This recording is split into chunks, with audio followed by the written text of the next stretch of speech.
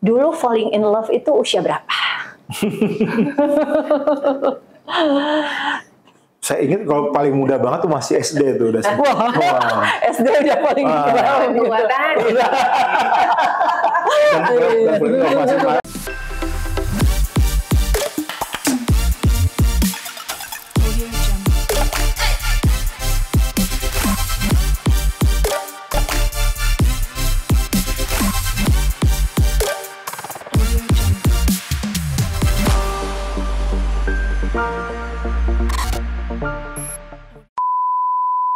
Halo Channel, kembali lagi kita we share dan we discuss.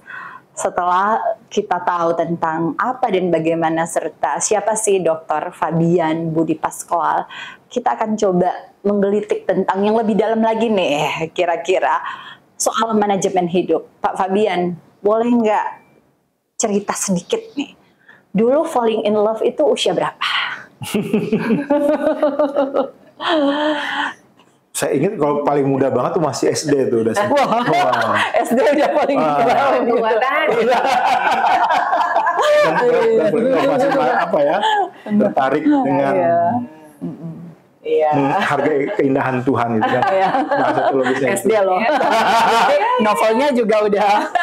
Cuma dari jauh aja, juga. Tapi hanya satu arah aja. Oh gitu ya. Berarti in the end akhirnya ketemu jantung hati. Jantung hati usia berapa nih? 26, 27 sekitar. Oh ya. Dan itulah orang yang pertama dan yang terakhir. Susah juga ya. Dan terakhir lah. Oh gitu. Yang pertama tapi yang terakhir. Oh gitu. Yang penting ya Pak. Paling penting. Itu yang penting. Nggak sampai yang pertama tapi yang terakhir. Itu bahaya. Nah, seperti yang saya informasikan dengan kehidupan Anda, bagaimana sih merawat hubungan, merawat kehidupan, tetap balancing? Karena kan kata orang, ya hidup ini sebenarnya harus dijaga aja balancingnya gitu, kira-kira gimana? Iya. Kuncinya komunikasi. Karena komunikasi, walaupun siapapun orang kan punya bawaannya dari dulu, punya nilai hidup, punya pandangan hidup sendiri, sehingga jembatannya adalah komunikasi. Itu paling penting. Yang komunikasi yang sehat. Artinya komunikasi yang isinya niat baik. Pertama niat baik dulu. Kan komunikasi tergantung motifnya apa, niatnya apa kan. Fondasinya niat baik. Kemudian keduanya caranya menyampaikan. Yang harus konkret, real, bukan menghakimi, bukan memberi label. Kalau kita komunikasi, kalau kita mau nyerang, kita kasarnya kita nyerang logikanya, jangan nyerang martabatnya, martabatnya. Jangan sentuh itu martabat. Ini harus diketahui nih para lawyer, man-minded gitu kan ya. Nah kalau kita serang logika justru positif, akan terdorong dia sama-sama bernalar lah ya. Tapi jangan kita serang identitas dia, martabat dia, harkatnya itu jangan, itu sakral itu. Kadang-kadang kelepas, nah ya obatnya minta maaf. Jadi meminta maaf itu tidak tabu buat seorang. Nggak boleh, tidak tabu karena nobody's perfect kan. To err is human, to forgive is divine. But nggak semua orang bisa ya, Pak ya. Itu menurut saya itu ilmu tingkat tinggi. Ada orang yang kalau sudah salah dia tutup dengan kebohongan. Kalau dia salah dia tutup dengan. Tergantung pendekatan. Kalau secara profesi mungkin aja. Karena ada ilmu ADB namanya. Apa itu Pak? Admit nothing, deny everything, blame others. Itu misalnya ilmu lawyering ya. Profesi, tapi secara personal tidak begitu. Nggak boleh begitu. Kita harus open minded. Istilah satu ya, kita rendah hati. Kita rendah hati bukan berarti lemah. Justru rendah hati itu kekuatan. Betul. Istilah satu itu humble is noble. Benar. Kayak padi makin berisi makin nunduk. Sungai makin dalam makin diem. Justru sungai yang berisik itu cetek. Kosong kan nyari gitu. Tapi apakah mudah memisahkan kehidupan sebagai professional lawyer yang ADB tadi dengan kehidupan pribadi. Kalau istri di rumah suka komplain nggak Pak? Biasanya karena ayah saya sarjana hukum. Oh, oke. Jadi ibu saya dulu bilang begini sama ponakan-ponakan, jangan kawin sama lawyer ya, dia nggak pernah salah. Jadi pengacara, dia selalu bilang Pak ayah saya benar. Bagaimana Pak itu? Kalau sudah masuk ke rumah tuh ya menyesuaikan lah. Kata kunci gitu kan ya? adaptasi. Adaptasi. Dan tiap hari kayaknya harus beradaptasi. Ilmu lingkungan itu kan adaptasi. Daya lentingnya ada daya lenting. Daya lenting. Artinya Bapak cukup luas untuk mengakui bahwa itu adalah ranah istri gitu Pak. Nah itu beradaptasi. Gitu ya, bisa ya Pak ya? Oh hebat loh, itu sakti. Iya. Termasuk dengan anak-anak gimana Pak? Ya. Apakah mereka ada yang memang ngikutin profesi papanya atau gimana? Profesi belum. Kan anaknya laki-laki ya, dua-dua. Mereka memang seperti apa? Mereka copy paste papanya atau mungkin dapat template atau gimana? Iya, bebasin. Anak sekarang kan mereka punya frekuensi sendiri. Iya. Kita hanya kasih garis besarnya, fondasinya, mikronya mereka, makronya kita yang arahkan kan. Yang penting di mereka tuh ya kita kasih ya benih iman lah itu pertama. Nanti imannya itu akan jaga mereka kan. Sama kasih contoh. Iya. Dengan satu saya ngambil S3 juga untuk contoh. We speak what we teach gitu kan. Iya. Iya. Dan kelihatannya juga kan udah mulai kelihatan juga mereka bisa menerjemahkan itu. Oh iya. Karena kan mereka setahu saya tinggalnya jauh dari Anda ya. Iya. Dan saya senang mereka tuh San Francisco ya, di mana? Di Los Angeles. Los Angeles ya. Dan mereka tuh punya bakat lawyernya, mereka sangat eloquent dalam bikin kata-kata, kalimat, sangat indah, sangat dalam. Oh ya? Kan lawyer itu eloquent in speaking. Iya, itu yang kita jual soalnya kan. Kan tanda kutip. Jadi mereka juga berbicara sama Pak Papinya seperti itu ya. Ada satu frekuensi kita. Iya. Kalau Anda dengan mereka waktu-waktunya setahun, mungkin sebulan, 2 bulan atau apa? Ya kalau saya berkunjung ke sana ya seminggu, 2 minggu. Jadi kan quality time lah ya. Jadi frekuensinya ya. Jadi bukan how much hours we have, but how much we put in the hours gitu. Iya, benar sekali. Totalitas ya. Kalau lagi ketemu totalitas ya. Iya. Nah, ini Pak Fabian ya, Anda kan hidup di Indonesia dengan berbagai macam problem dan trouble gitu kan, dan itu kayaknya tidak bisa diselesaikan hanya misalnya kita tolong orang atau gimana, harus by system kan. Nah, di hati Anda nih, hati yang paling dalam nih, ini kan kalau lawyer itu aku pikir benteng terakhir itu hati nurani kan ya. Iya. Ini seperti apa nih Pak? Itu kembali ke masing-masing sih ya. Iya. Ukuran dia. Jadi yang penting prinsip hidup gini.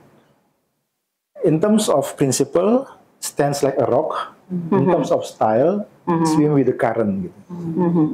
Jadi dunia ini pada dasar terbagi 2 kelompok. Kelompok yang fundamentalis sama yang liberal. Mereka orang fundamentalis tercipta karena mereka mengabsolutkan yang relatif.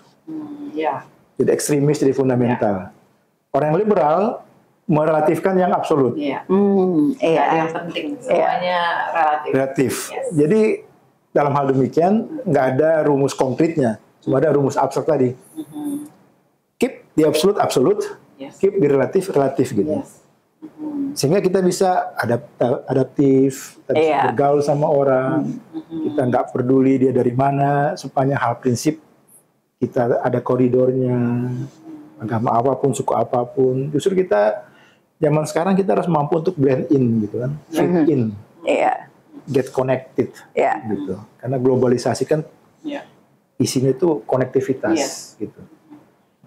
Tanpa kehilangan warna ya Pak ya. Tanpa kehilangan warna, kita pegang yang absolut tadi. Nilainya tadi. Ya. Ada quotes yang bilang do the right thing even when no one is looking, Pak. Iya. It's called integrity. Betul. Ya Pak ya. Nah, di Indonesia ini bagaimana menurut Bapak? Dengan tatanan hukum dan semuanya, berapa persen kita bisa lakukan itu Pak?